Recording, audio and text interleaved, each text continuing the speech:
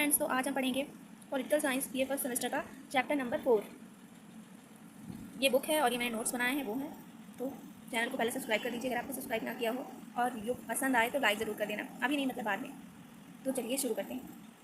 पहले ये समझिए कि चार्टर क्या होता है। चार्टर होता है शासन द्वारा आदेश, यानी जो शासन आदेश देता है वो होता है चार्टर, और अधिनियम वो होता है जो सदन में पारित होने के बाद आता है और उसे बाद में राष्ट्रपति स्वीकृति भी देता है, उसे अधिनियम कहते हैं। तो संवैधानिक विकास दो काल में बटा हुआ है। पहला है कंपनी का शासन, दूसरा है ब्रिटिश ताज का शासन। तो कंपनी का शासन 1773 से 1858 तक माना जाता है। फिर 1857 की क्रांति के बाद ब्रिटिश सरकार ने भारत का शासन अपने हाथों में ले लिया। तो 1858 से 1947 यानी भारत को स्वतंत्रता प्राप्त होने से पहले तक ब्रिटिश ताज का शासन था। तो जो पहला एक्ट है वो 1773 में लगाया गया, जिसे रेगुलेटिंग एक्ट भी कहते हैं। इसमें बंगाल के गवर्नर पद को गवर्नर जनरल नाम दिया गया। बॉम्बे तथा मद्रास के गवर्नरों को बंगाल के गवर्नर जनरल के अधीन कर दिया गया, यानी गवर्नर की शक्तियाँ बढ़ा दी गई, वो भी बंगाल की, और उसे अब गवर्नर जनरल के नाम से जाना जाने लगा। बॉम्बे और मद्रास के गवर्नरों को बंगाल के ही अधीन कर दिया गया, मतलब बंगाल के गवर्नर जनरल के अधीन। और केंद्रीकृत प्रशासन शुरू किया गया। केंद्रीकृत का मतलब होता है सारी शक्तियाँ किसी एक के पास आ जाना। और चौथा है, इस अधिनियम के तहत 1774 में फोर्ट विलियम में पहले सुप्रीम कोर्ट की स्थापना की गई। फोर्ट विलियम बंगाल में है। वॉरेन हेस्टिंग बंगाल का पहला गवर्नर जनरल बना। ये हम लोग कंपनी के शासनकाल में जो भी एक्ट या अधिनियम पारित हुए थे उसके बारे में पढ़ रहे हैं। तो पहला तो 1773 का चार्टर एक्ट है, और इसके बाद दूसरा एक्ट है पिट्स इंडिया एक्ट। तो पिट्स इंडिया एक्ट में ये 1784 में पारित किया गया था। शासन की दोहरी व्यवस्था लागू की गई। दोहरी व्यवस्था में वाणिज्यिक कार्यों के लिए कोर्ट ऑफ डायरेक्टर्स तथा राजनीतिक कार्यों के लिए बोर्ड ऑफ कंट्रोल स्थापित किया गया था। दोनों के कार्य अलग अलग बटे हुए थे। कंपनी के अधीन क्षेत्रों को ब्रिटिश अधिकृत भारत कहा गया। कंपनी के राजस्व मामलों पर ब्रिटिश शासन का नियंत्रण बढ़ाया गया पिट्स इंडिया एक्ट के तहत। चार्टर एक्ट 1813 का भारत से ब्रिटिश ईस्ट इंडिया कंपनी के व्यापारिक एकाधिकार को समाप्त कर दिया गया। चाय और अफीम के व्यापार को छोड़कर। एकाधिकार का मतलब होता है किसी भी चीज़ पर, मतलब कि जैसे कोई देश है तो उसके साथ सिर्फ एक ही लोग व्यापार कर सकते हैं। जैसे ब्रिटिशर्स के अलावा चाय क्या किसी भी सामान को कोई नहीं बेच सकता था या फिर खरीद सकता था। भारत से ब्रिटिश ईस्ट इंडिया कंपनी के व्यापारिक एकाधिकार को समाप्त कर दिया गया। भारत की शिक्षा पर 1 लाख वार्षिक व्यय करने का प्रावधान किया गया।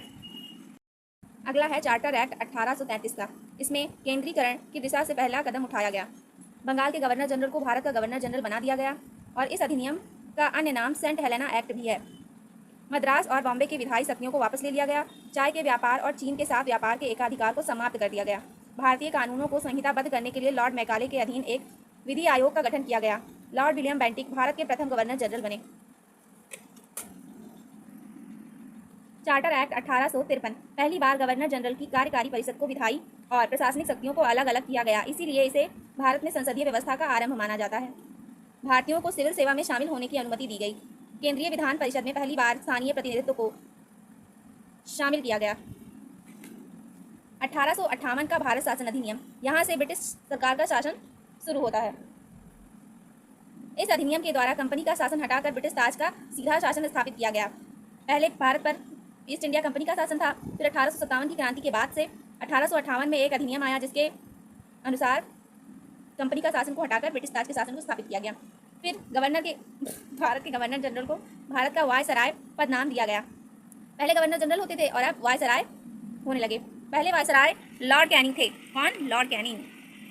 भारत के राज्य सचिव secretary of state for India पद का सृजन किया। सचिव ब्रिटिश संसद में भारत का प्रतिनिधित्व करता था। राज्य सचिव। कोर्ट ऑफ डायरेक्टर्स और कोर्ट ऑफ कंट्रोल, नहीं, ये बोर्ड ऑफ कंट्रोल्स है और ये बोर्ड ऑफ कंट्रोल को समाप्त करके दोहरी व्यवस्था का अंत कर दिया गया। भारत परिषद अधिनियम 1861 विधि निर्माण की प्रक्रिया में भारतीय प्रतिनिधियों को शामिल करने की शुरुआत। विकेंद्रीकरण की शुरुआत करते हुए बॉम्बे और मद्रास की प्रेसिडेंसी की विधायी शक्तियों को पुनः बहाल कर दिया गया, यानी फिर से लागू किया गया। बंगाल, पंजाब तथा उत्तर पश्चिमी सीमांत प्रांत विधान परिषदों का गठन किया गया। वायसराय को अध्यादेश जारी करने की शक्ति दी गई। भारत शासन अधिनियम 1892, इसमें सिर्फ 2 ही पॉइंट्स हैं, इसे आप आराम से याद कर लीजिएगा। केंद्रीय और प्रांतीय विधान परिषदों में गैर सरकारी सदस्यों की संख्या को बढ़ा दिया गया। विधान परिषद के कार्यों का विस्तार किया गया। भारत शासन अधिनियम 1909, इसे मार्ले मिंटो अधिनियम भी कहा जाता है। मार्ले मिंटो अधिनियम इसलिए कहा जाता है क्योंकि जब यह अधिनियम लागू किया गया तो भारतीय सचिव जॉन मार्ले थे और वायसराय लॉर्ड मिंटो। इन्हीं दोनों के नाम को जोड़कर इस अधिनियम का नाम बना, इसलिए इसे मार्ले मिंटो अधिनियम भी कहते हैं। केंद्रीय और प्रांतीय विधान परिषदों में सदस्यों की संख्या बढ़ाई गई। मुस्लिमों के लिए पृथक निर्वाचन मंडल का प्रावधान दिया गया। पृथक निर्वाचन मंडल क्या होता है? तो पृथक निर्वाचन मंडल का अर्थ है कि किसी समुदाय के प्रतिनिधि के चुनाव में केवल उसी समुदाय के लोग वोट डाल सकेंगे और बाहरी या अन्य समुदाय के लोग वोट डाल नहीं सकेंगे उनके चुनाव में। ये मैंने लिखा भी है, आप लोग इसे लिख सकते हैं। कार्यकारी परिषद में भारतीयों को शामिल किया गया। कार्यकारी परिषद में शामिल होने वाले पहले भारतीय सत्येंद्र प्रसाद सिन्हा थे। विधान परिषदों की सदस्यों की शक्तियों का विस्तार किया गया, जैसे अनुपूरक प्रश्न पूछना, बजट परिसंकल्प रखना आदि। 1919 का अधिनियम। इस अधिनियम को मॉन्टेग्यू और चैम्फोर्ड अधिनियम के नाम से जाना जाता है। उत्तरदायी शासन की शुरुआत हुई। प्रांतीय स्तर पर द्वैत शासन का आरंभ। द्वैत शासन में शायद शक्तियों का बंटवारा दो भागों में किया गया हो। पहला है आरक्षित और दूसरा है हस्तांतरित। आरक्षित में जो ब्रिटिश अधिकारी थे वो काम करते थे या उन पर अपना कंट्रोल रखते थे, जैसे पुलिस, न्याय व्यवस्था, लगान, इस सब की जिम्मेदारी ब्रिटिश अधिकारियों की होती थी। और हस्तांतरित में भारतीय मंत्रियों की, जैसे शिक्षा, स्वास्थ्य, इन सब मामलों पर भारतीयों का अधिकार था या फिर इस पर वो काम कर सकते थे। केंद्रीय स्तर पर द्विसदनीय प्रणाली का आरंभ हुआ, जैसे राज्य परिषद और केंद्रीय परिषद। जैसे आज लोकसभा और राज्यसभा है, वैसे ही प्रत्यक्ष निर्वाचन की शुरुआत हुई सीमित मताधिकार के साथ। सिख, भारतीय, ईसाइयों, आंग्ल भारतीयों तथा यूरोपियन के लिए पृथक निर्वाचन का विस्तार किया गया। 1935 का भारत शासन अधिनियम। ब्रिटिश भारतीय प्रांत और देसी रियासतों को मिलाकर एक अखिल भारतीय संघ के गठन का प्रावधान किया गया। 3 सूची का प्रावधान, संघ सूची, प्रांतीय सूची, समवर्ती सूची। प्रांतीय स्तर पर द्वैत शासन समाप्त करके केंद्रीय स्तर पर लागू हुआ।